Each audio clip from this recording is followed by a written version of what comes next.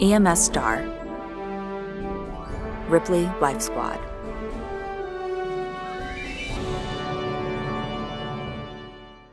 A reality that first responders know all too well is to expect the unexpected. On August 26, 2022, the Ripley Fire Department was dispatched to a surreal but exceptionally dangerous scene. Austin Bellamy, 20 years old, climbed a lemon tree in his family's yard to trim branches, and he did everything he could to stay safe. He wore a harness and hooked it to the tree so he wouldn't fall. His grandmother and uncle stood on the ground below, keeping an eye on him and looking for any potential problems that he might not be able to see. What none of them noticed was a huge bee's nest. Mr. Bellamy cut through the branch supporting the nest, unleashing tens of thousands of angry, aggressive bees, which immediately began stinging both Mr. Bellamy as well as his grandmother and uncle. Mr. Bellamy couldn't move, and the swarm of bees kept any relatives from climbing up the tree to help him. 911 was contacted, and the Ripley Fire Department soon arrived to find a chaotic scene. Mr. Bellamy was up in the tree, still in his harness, surrounded by a black cloud of bees. He was conscious and screaming for help.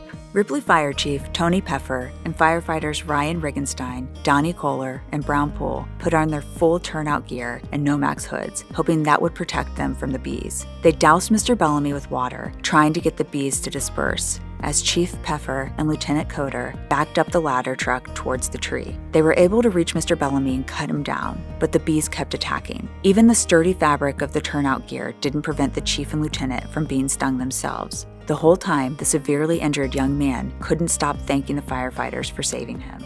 While they were rescuing Mr. Bellamy, Ripley Life Squad's paramedic Josh Mallett, EMTs Shani Weatherspoon and Greg Stauffer treated his grandmother, uncle, and other bystanders who had also suffered multiple bee stings.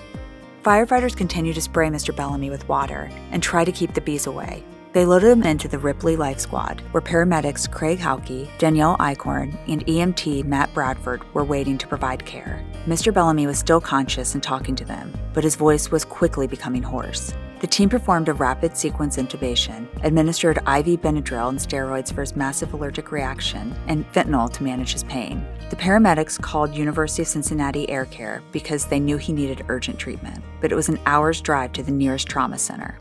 When the air care crew arrived on the scene, the flight nurses rushed to the ambulance, finding dead bees on the floor and a young man covered in thousands of bee stings. The helicopter was airborne within 10 minutes. The flight crew says several bees followed them into the aircraft and later into the hospital.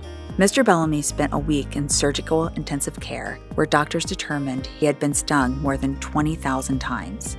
They even found bees in his lungs.